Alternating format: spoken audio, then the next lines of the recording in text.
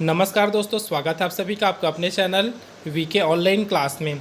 तो इस वीडियो में हम लोग बात करेंगे दोस्तों पर्यावरण के 30 महत्वपूर्ण प्रश्नों के ऊपर। और यह दोस्तों हमारे क्रम का 5वां वीडियो है। और अभी तक आप लोगों ने 4 वीडियो नहीं देखा है तो इसी वीडियो के डिस्क्रिप्शन बॉक्स में बाकी वीडियो का लिंक दिया गया है, आप लोग वहाँ से जा के देख सकते हैं। तो आइए दोस्तों वीडियो को स्टार्ट करते हैं और देखते हैं आज के हमारे प्रश्नों को। प्रश्न है दोस्तों, महासागरों में निम्न में से कौन सा लवण सर्वाधिक मात्रा में पाया जाता है? तो कौन सा पाया जाता है दोस्तों? तो इसका जो आंसर हो जाएगा वो हो जाएगा ऑप्शन डी, सोडियम क्लोराइड। ठीक है, सोडियम क्लोराइड क्या किया जाता है तो महासागर में सबसे अधिक मात्रा में पाया जाने वाला लवण है। अगला प्रश्न है, राज्यसभा में होने वाली सभाओं की अध्यक्षता कौन करता है? ठीक है दोस्तों, बताना है कि राज्यसभा में होने वाली सभाओं की अध्यक्षता कौन करता है। 4 ऑप्शन हमको दे दिया गया है। ऑप्शन ए है उपराष्ट्रपति, ऑप्शन बी है राष्ट्रपति, ऑप्शन सी है प्रधानमंत्री और ऑप्शन डी है भारत का मुख्य न्यायाधीश। तो इसका जो आंसर हो जाएगा दोस्तों वो हो जाएगा ऑप्शन ए अर्थात उपराष्ट्रपति। ठीक है, अगला प्रश्न देखते हैं, निम्न में से किस मिट्टी का विस्तार भारत में सर्वाधिक क्षेत्र पर है? ठीक है, अर्थात कौन सी मिट्टी है जो भारत के सर्वाधिक स्थान घेरे हुए है या फिर क्षेत्र में सर्वाधिक क्षेत्र में विस्तृत है। इस प्रकार से प्रश्न है। 4 ऑप्शन हमको दे दिया गया है दोस्तों। ऑप्शन ए दिया है काली मिट्टी, ऑप्शन बी है जलोढ़ मिट्टी, ऑप्शन सी है लाल मिट्टी और ऑप्शन डी है बलुई मिट्टी। तो इसका जो आंसर हो जाएगा दोस्तों वो हो जाएगा ऑप्शन बी अर्थात जलोढ़ मिट्टी। ठीक है, तो ये क्या है तो भारत में सर्वाधिक क्षेत्र पर विस्तृत मिट्टी है। अगला प्रश्न देखते हैं दोस्तों। प्रश्न है, जो शाकाहारी जंतु भोजन के लिए हरे पेड़ पौधे पर निर्भर रहते हैं, क्या चीज़ है दोस्तों बताना है। ऑप्शन ए प्रथम चरण उपभोक्ता, ऑप्शन बी है द्वितीय चरण उपभोक्ता, ऑप्शन सी है तृतीय चरण उपभोक्ता और ऑप्शन डी उपभोक्ता। तो क्या है दोस्तों इसका आंसर क्या हो जाएगा तो ऑप्शन ए हमारे यहाँ सही हो जाएगा अर्थात प्रथम चरण उपभोक्ता है। ठीक है, अगला प्रश्न है, प्लेग है तो प्लेग क्या चीज़ है दोस्तों एक बताना है। ऑप्शन ए दिया है विषाणु जनित बीमारी है, ऑप्शन बी है कवक जनित बीमारी है, ऑप्शन सी है जीवाणु जनित बीमारी है और ऑप्शन डी है खनिज जनित बीमारी है। तो क्या है दोस्तों प्लेग, तो इसका जो आंसर हो जाएगा वो हो जाएगा ऑप्शन सी अर्थात जीवाणु जनित बीमारी है प्लेग।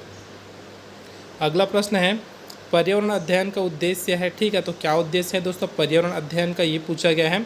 ऑप्शन ए दिया है बच्चों को वास्तविक संसार से परिचित कराना, ऑप्शन बी है प्रकृति में पारस्परिक निर्भरता तथा संबंधों का ज्ञान कराना, ऑप्शन सी है ए और बी दोनों और ऑप्शन डी इनमें से कोई नहीं। तो इसका जो आंसर है दोस्तों वो हो जाएगा ऑप्शन सी अर्थात ए और बी दोनों। अगला प्रश्न देखते हैं दोस्तों, पर्यावरण शिक्षा का उद्देश्य है दोस्तों, अब उसका उद्देश्य बताना है। ऑप्शन ए है अवलोकन को बढ़ावा देना, ऑप्शन बी है रचनात्मक कौशल को बढ़ावा देना, ऑप्शन सी है सकारात्मक कौशल को बढ़ावा देना और ऑप्शन डी उपरोक्त सभी। तो इसका आंसर हो जाएगा दोस्तों ऑप्शन डी अर्थात उपरोक्त सभी।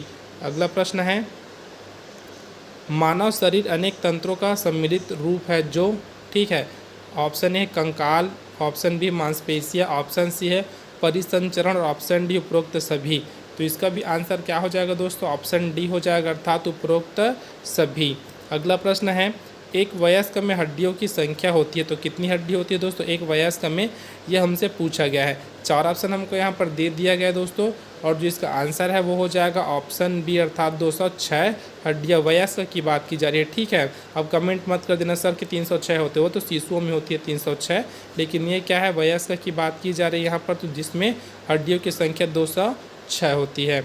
अगला प्रश्न है, मनुष्य की सबसे बड़ी हड्डी फीमर कहाँ पाई जाती है? तो कहाँ पाई जाती है दोस्तों? ऑप्शन ए दिया है कान में, ऑप्शन बी दिया है सिर में, ऑप्शन सी है जांग में और ऑप्शन डी है पैर में। तो कहाँ पर पाई जाती है तो ऑप्शन सी हमारा सही हो जाएगा दोस्तों अर्थात जो फीमर है ना वो कहाँ पर पाई जाती है तो जांग की हड्डी को ही फीमर के नाम से जाना जाता है। अब ये क्या है दोस्तों मनुष्य के शरीर में सबसे बड़ी हड्डी का नाम दे दिया गया है। अब सबसे छोटी हड्डी का कभी भी बात आता है दोस्तों तो कान में पाया जाता है। ठीक है, जो ऑप्शन ए में दिया है अर्थात इसका जो आंसर हो तो सी हो जाएगा, लेकिन कान में जो हड्डी पाई जाती है दोस्तों उसको बोला जाता है स्टेपिस बोला जाता है, इसको याद रखिएगा। अगला प्रश्न है, देखो दोस्तों जैसे बताया वैसे ही इसका आंसर भी हमको मिलने वाला है। जो प्रश्न है, स्टेपिस नामक हड्डी कहाँ पाई जाती है? ठीक है, तो कहाँ पाई जाती है अभी जस्ट बताया दोस्तों कान में पाई जाती है स्टेपिस नामक हड्डी।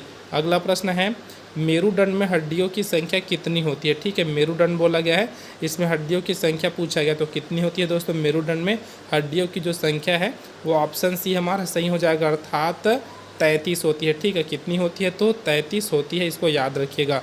अगला प्रश्न है, ब्लड कैंसर में किसे प्रत्यारोपित किया जाता है? 4 ऑप्शन हमको यहाँ पर दे दिया गया दोस्तों, देख सकते हैं। और किसको प्रत्यारोपित किया जाता है ब्लड कैंसर में, ये हमसे पूछा गया है। तो इसका जो आंसर है दोस्तों वो हो जाएगा ऑप्शन डी, अर्थात अस्थि मज्जा को क्या किया जाता है? तो प्रत्यारोपित किया जाता है। अगला प्रश्न है, निम्न में से किसके कारण शरीर में फ्लोरीन की मात्रा बढ़ने से हड्डियाँ भंगुर हो जाती है? तो किसकी मात्रा बढ़ने से दोस्तों, ये पूछा गया है और बताना है इसका आंसर। तो इसका जो आंसर हो जाएगा दोस्तों वो हो जाएगा ऑप्शन अर्थात फ्लोरोसिस का। अगला प्रश्न है, रिकेट्स के संबंध में असत्य है। ठीक है, तो कौन से कथन असत्य है रिकेट्स के संबंध में, ये पूछा गया है। ऑप्शन ए दिया है विटामिन डी की कमी से होता है। अगला ऑप्शन दिया है हड्डियाँ टेढ़ी मेढ़ी हो जाती हैं। ऑप्शन सी दिया यह प्रायः सभी में होता है। और ऑप्शन डी इनमें से कोई नहीं। तो कौन सा कथन असत्य है दोस्तों, ये हमसे पूछा गया है। तो ऑप्शन सी यहाँ असत्य है, यह प्रायः सभी में होता है। तो ये क्या है? यह कथन असत्य है। अगला प्रश्न है, प्रत्यावर्ती क्रिया किसकी सहायता से होता है? तो किसकी सहायता से होता है दोस्तों प्रत्यावर्ती क्रिया? ऑप्शन ए दिया मस्तिष्क, ऑप्शन बी है मेरुरज्जु, ऑप्शन सी है ए और बी दोनों, और ऑप्शन डी इनमें से कोई नहीं। तो क्या हो जाएगा इसका आंसर? ऑप्शन बी हो जाएगा दोस्तों, अर्थात मेरुरज्जु की सहायता से होता है प्रत्यावर्ती क्रिया। अगला प्रश्न है, निम्न में से कौन शरीर को गति देने में और शरीर को के तापमान को स्थिर रखने में सहायक होता है? ठीक है, अर्थात कौन है दोस्तों जो शरीर को गति देता है और शरीर के तापमान को स्थिर रखने में सहायता करता है? ये प्रश्न बोला गया है। ऑप्शन ए दिया त्वचा, ऑप्शन बी मांसपेशियाँ, ऑप्शन सी है ए और बी दोनों, और ऑप्शन डी इनमें से कोई नहीं। तो क्या हो जाएगा दोस्तों इसका आंसर? तो ऑप्शन हमारा बी इसका आंसर हो जाएगा, अर्थात मांसपेशियाँ। ठीक है, अगला प्रश्न देखते हैं। प्रश्न है, धमनी के संबंध में सत्य है। तो धमनी के संबंध में क्या सत्य है दोस्तों, ये हमसे यहाँ पूछा गया है। तो देखते हैं दोस्तों प्रश्न में क्या क्या ऑप्शन है। तो शुद्ध रक्त प्रवाहित, ऑप्शन बी दिया है दाब अधिक, ऑप्शन सी है दीवारें मोटी, और ऑप्शन डी है उपरोक्त सभी। तो क्या हो जाएगा इसका आंसर? ऑप्शन डी हो जाएगा। ठीक है, क्या हो जाएगा? ऑप्शन डी हो जाएगा, अर्थात उपरोक्त सभी। अगला प्रश्न है, निम्न में से किसके द्वारा रक्त को ऑक्सीजन देने व कार्बन डाइऑक्साइड ग्रहण करने का कार्य किया जाता है? तो किसके द्वारा किया जाता है? ऑप्शन ए है सीरा, ऑप्शन बी है धमनी, ऑप्शन सी है फेफड़ा, और ऑप्शन डी इनमें से कोई नहीं। तो क्या हो जाएगा दोस्तों इसका आंसर? अर्थात 139 का जो प्रश्न है उसका आंसर हो जाएगा ऑप्शन बी, धमनी के द्वारा। ठीक है, अगला प्रश्न देखते हैं। रक्त का लगभग कितना प्रतिशत भाग प्लाज्मा होता है? तो कितना प्रतिशत भाग प्लाज्मा होता है दोस्तों रक्त का, ये पूछा गया है। ऑप्शन ए दिया 55, ऑप्शन बी है 60, ऑप्शन सी है 50, और ऑप्शन डी है 45%। तो इसका जो आंसर हो जाएगा दोस्तों वो हो जाएगा ऑप्शन ए, अर्थात 55% भाग क्या होता है? प्लाज्मा होता है। किसका 55% भाग प्लाज्मा होता है? तो रक्त का। अगला प्रश्न है, सार्वत्रिक स्वीकार करने वाला ब्लड ग्रुप कौन सा है? ठीक है, स्वीकार करने वाला बोला है। ठीक है, एक्सेप्टर कौन सा है दोस्तों, ये हमसे पूछा गया है। ऑप्शन ए दिया है ओ, ऑप्शन बी है ओ प्लस, ऑप्शन सी है ए बी प्लस, और ऑप्शन डी है ए बी माइनस या फिर नेगेटिव। ठीक है, इसको ऐसा पढ़ा जाता है O positive, A B positive और ए बी नेगेटिव, इस रूप में इसको पढ़ा जाता है। तो इसका जो आंसर हो जाएगा दोस्तों वो हो जाएगा ऑप्शन सी, अर्थात ए बी पॉजिटिव। ये क्या है दोस्तों? सार्वत्रिक स्वीकार करने वाला ब्लड ग्रुप है। अगला प्रश्न है, आर एच फैक्टर के संबंध में सही है। तो क्या चीज़ सही है दोस्तों आर एच फैक्टर के संबंध में, ये हमसे पूछा गया है। तो ऑप्शन है दोस्तों सर्वप्रथम सीसस प्रजाति के बंदर में पाया गया, तो यह कथन सत्य है दोस्तों। अगला है आर एच प्लस उपस्थित होता है, अर्थात आर एच पॉजिटिव उपस्थित होता है, ये भी सत्य है। और भारत में 97% लोग आर एच पॉजिटिव है, ये भी क्या है दोस्तों? सत्य है। तो इसका जो आंसर हो जाएगा वो हो जाएगा ऑप्शन डी, अर्थात उपरोक्त सभी। अगला प्रश्न देखते हैं दोस्तों। प्रश्न है, किस बीमारी के कारण आरबीसी का आकार अर्धचंद्राकार हो जाता है? तो किस बीमारी के कारण है दोस्तों? ऑप्शन ए है sickle cell anaemia, option B है हीमोफीलिया, ऑप्शन सी है ए और बी दोनों, और ऑप्शन डी इनमें से कोई नहीं। तो क्या हो जाएगा इसका आंसर? ऑप्शन ए इसका आंसर सही हो जाएगा दोस्तों, अर्थात सिकल सेल एनीमिया के कारण क्या होता है? तो आरबीसी का जो आकार है वो अर्धचंद्राकार हो जाता है। अगला प्रश्न है दोस्तों, हीमोफीलिया के संबंध में सही नहीं है। तो क्या सही नहीं है दोस्तों? हीमोफीलिया के संबंध में ये हमसे पूछा गया है। तो इसका जो आंसर हो जाएगा वो हो जाएगा ऑप्शन है, अर्थात अनुवांशिक बीमारी। तो यह कथन सही नहीं है दोस्तों, क्योंकि जो हीमोफीलिया है अनुवांशिक रूप से ये नहीं होता। ठीक है, अगला प्रश्न है, सबसे बड़ा आंतरिक अंग कौन सा है? कौन सा अंग सबसे बड़ा है दोस्तों जो कि आंतरिक है, ये पूछा गया है। ऑप्शन ए दिया फेफड़ा, ऑप्शन बी है हृदय, ऑप्शन सी है किडनी और ऑप्शन डी है लीवर। तो इसका जो आंसर हो जाएगा दोस्तों उसको आपको कमेंट बॉक्स में कमेंट करके बताना है। ठीक है, 4 ऑप्शन है, चारों में से कोई एक इसका आंसर है, आपको कमेंट बॉक्स में कमेंट करके इसका आंसर बताना है। अगला प्रश्न है, हीपेटाइटिस विषाणु द्वारा प्रभावित होता है। ठीक है, हीपेटाइटिस विषाणु द्वारा प्रभावित होता है, क्या प्रभावित होता है दोस्तों?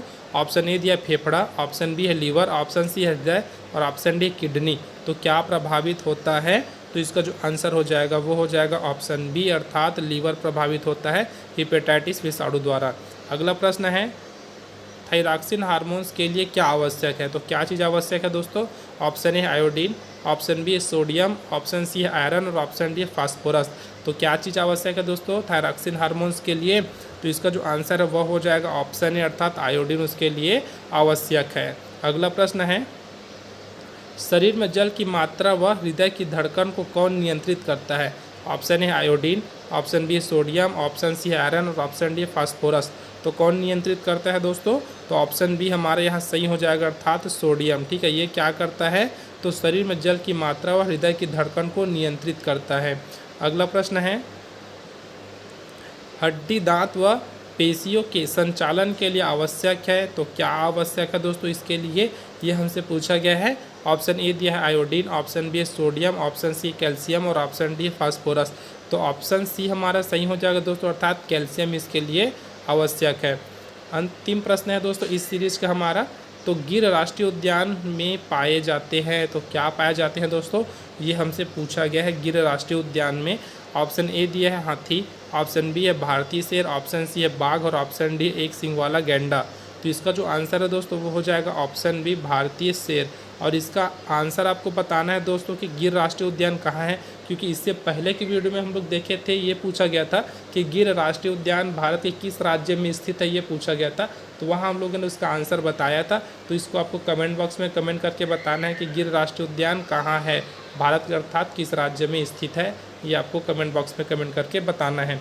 तो दोस्तों आज की वीडियो में बस इतना है। वीडियो अगर आपको हेल्पफुल लगा तो वीडियो को जरूर लाइक कीजिएगा, साथ ही अपने दोस्तों में ज़रूर शेयर कीजिएगा। अब मिलते हैं दोस्तों अगले वीडियो में, तब तक के लिए जय हिंद।